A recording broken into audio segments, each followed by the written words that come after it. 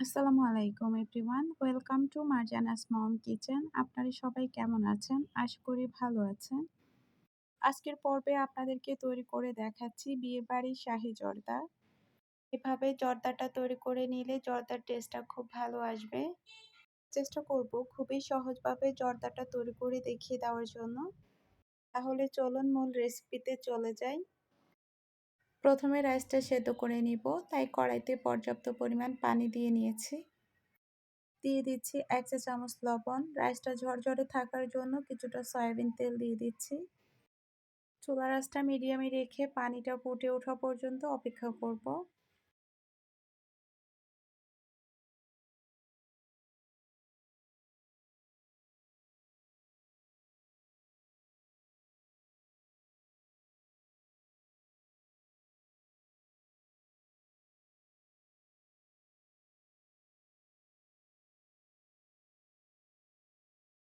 এখন দিয়ে দিচ্ছি পোলাওর চাল। চালটাকে আমি ধুয়ে পানিটা ঝরিয়ে নিয়েছি।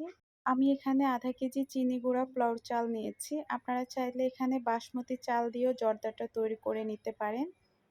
এখন এখানে হাফ চা চামচ জর্দার রং পানির সঙ্গে গুলিয়ে দিয়ে দিয়েছি। চিকন করে কেটে নেওয়া অর্ধেকটা মালটার খোসা দিয়ে দিচ্ছি। এতে করে মালটার খোসার যে স্মেলটা সেটা চালের মধ্যে ঢুকে যাবে। এখন চালটাকে নেড়েচেড়ে 80% এর মতো সেদ্ধ করে নিব। খেয়াল রাখতে হবে চালটা যেন একদম বেশি সেদ্ধ হয়ে না যায়।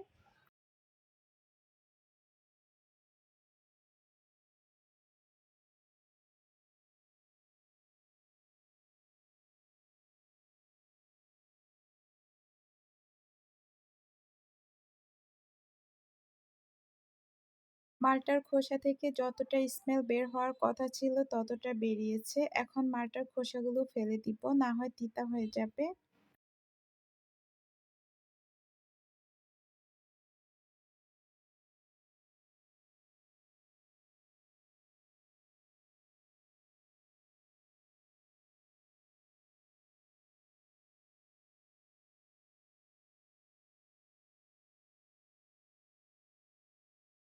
চালটা 80% সেদ্ধ হয়েছে। এখন ছাঁকনি দিয়ে ছেঁকে নিব।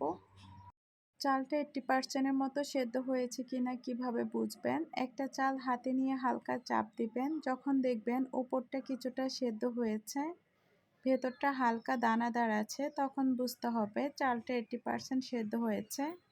চুলা থেকে রাইসটা নামিয়ে পানিটা এখন খুব ভালো করে ঝরিয়ে নিব। এখন রাইসের উপর দিয়ে নর্মাল কিছুটা ঠান্ডা পানি দিয়ে দিব। এতে করে রাইসগুলো ঝরঝরে থাকবে। রাইস থেকে পানিটা ঝরে যাওয়া পর্যন্ত অপেক্ষা করব। রাইস থেকে পানিটা ঝরে যাওয়ার পর অন্যদিকে চুলায় একটি হাঁড়ি বসিয়ে দিয়ে দিচ্ছি ১ কাপ পানি। আর দিয়ে দিচ্ছি মেজারমেন্ট কাপে ১ কাপ চিনি। আপনারা যদি মিষ্টির পরিমাণটা বেশি খেতে চান তাহলে চিনির পরিমাণটা বাড়িয়ে দিবেন। দিয়ে দিচ্ছি পুরো একটা মালটার রস। ১ টেবিল চামচ দিয়ে দিচ্ছি ঘি। দিয়ে দিচ্ছি ২টি দারচিনি, ২টি তেজপাতা, ৪-৫টি লবঙ্গ, ৪টি এলাচ। এখন দিয়ে দিব জর্দার রং। এতে করে রাইসের মধ্যে আরও সুন্দর একটা কালার আসবে। পরিমাণ মতো দিয়ে দিচ্ছি লবণ। যেহেতু আমি রাইসটা সেদ্ধ করার সময় লবণটা অ্যাড করেছি, তাই বুঝে শুনে দিতে হবে। এখানে আমি যেহেতু শাহী জর্দাটা তৈরি করব, তাই কিউব করে কেটে নেওয়া একটা মালটা দিয়ে দিচ্ছি। এতে করে জর্দাটা হালকা টক মিষ্টি হবে। খেতেও কিন্তু খুব ভালো লাগবে। এখন কিছুটা পেস্তা বাদাম কুচি দিয়ে দিচ্ছি। তারপর পানি ঝরিয়ে রাখা রাইসটা দিয়ে দিচ্ছি। রাইস থেকে যত ভালো করে পানিটা ঝরিয়ে নিবেন রাইসটা ততটাই ঝরঝরে হবে। এখন সবগুলো উপকরণ খুব ভালো করে মিশিয়ে নিব, যতক্ষণ না পর্যন্ত পানিটা একদম শুকিয়ে যাবে। এই পর্যায়ে চুলার আঁচটা মিডিয়াম টু লোতে দিয়ে রাখতে হবে, তাহলে আর রাইসের নিচ দিয়ে পোড়া লাগবে না। আপনারা দেখতেই পাচ্ছেন আমি রাইসটাকে কিছুক্ষণ পর পর উল্টে পাল্টে দিচ্ছি।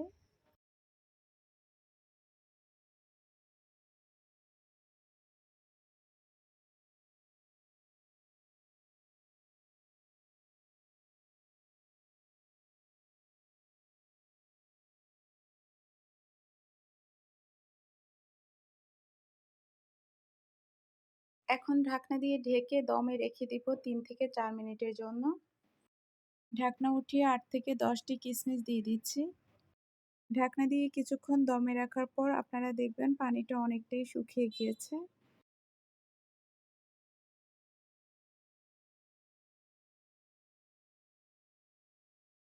আবারও ঢাকনা উঠিয়ে দিয়ে দিচ্ছি ১ চা চামচ ঘি।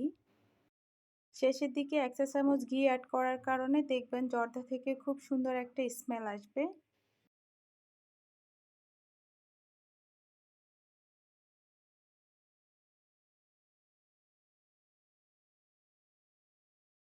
লবণটা একটু চেক করে নিয়েছি।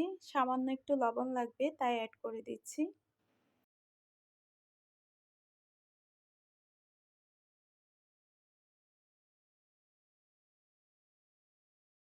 লবণটা দেওয়ার পর জর্দার সঙ্গে খুব ভালো করে মিশিয়ে তারপর চুলা থেকে নামিয়ে নিচ্ছি।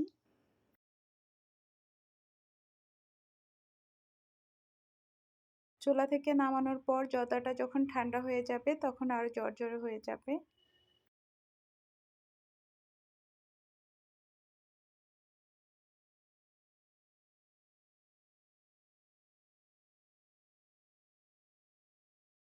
জর্দাটা এখন পুরোপুরি ঠান্ডা হয়ে গিয়েছে। ঠান্ডা হয়ে যাওয়ার পর আপনারা দেখতেই পারছেন জর্দাটা কতটা ঝরঝরে হয়েছে।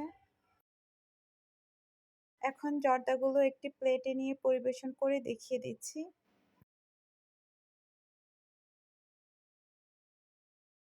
এখন উপর দিয়ে কিছুটা পেস্তা বাদাম কুচি দিয়ে দিচ্ছি। জর্দার সঙ্গে পেস্তা বাদামগুলো খেতে খুব ভালো লাগে। যেহেতু বিয়েবাড়ি স্টাইলে জর্দাটা তৈরি করেছি তাই উপর দিয়ে আরও কিছুটা গোলাপজাম দিয়ে দিচ্ছি। আমি ডেকোরেশনের জন্য ২ রকমের গোলাপজাম নিয়েছি। আপনারা চাইলে বিভিন্ন রকমের গোলাপজাম দিয়ে সাজিয়ে নিতে পারেন। গোলাপজামগুলো অ্যাড করার কারণে জর্দাটা দেখতে আরও সুন্দর লাগছে। চেষ্টা করেছি খুব সহজভাবেই জর্দাটা তৈরি করে দেখিয়ে দেওয়ার জন্য। আশা করছি আপনাদের বাসার সবাই জর্দাটা খেতে খুবই পছন্দ করবে। এইভাবে একবার যদি কাউকে জর্দাটা তৈরি করে খাওয়ান তাহলে দেখবেন সে আপনার ফ্যান হয়ে যাবে। এই জর্দাটা খেতে কতটা টেস্টি আপনারা বাসায় একবার না বানিয়ে খেলে বুঝতে পারবেন না। আজকের মতো এখানেই বিদায় নিচ্ছি। যে সকল আপু ভাইয়ারা যে আমার চ্যানেলে নতুন জয়েন করেছেন, এখনও চ্যানেলটি সাবস্ক্রাইব করেননি, প্লিজ সাবস্ক্রাইব করে দিবেন।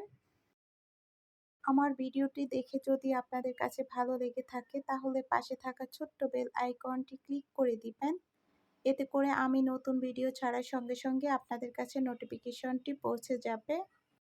আপনারা সবাই ভালো থাকবেন, সুস্থ থাকবেন, আমার জন্য দোয়া করবেন। আল্লাহ হাফেজ।